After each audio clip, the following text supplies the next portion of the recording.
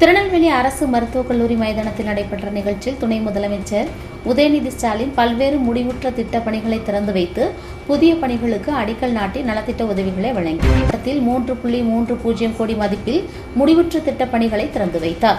57 கோடி மதிப்பில் புதிய பணிகளுக்கு அடிக்கல் நாட்டினார். 100.9 கோடி மதிப்பில் 18,830 பயனாளிகளுக்கு நலத்திட்ட உதவிகளை வழங்கினார்.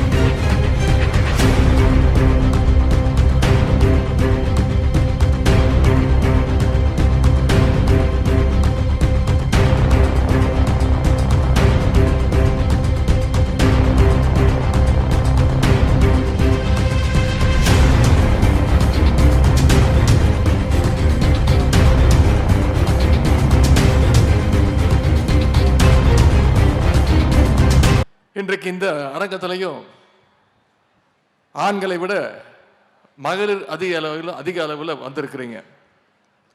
தமிழ்நாடா அல்லது மகளிர் நாடா அப்படின்னு கேட்கிற அளவுக்கு நம்முடைய முதலமைச்சர் அவர்கள் இன்றைக்கு மகளிருக்குன்னு ஏராளமான திட்டங்களை செயல்படுத்தி வருகின்றார்.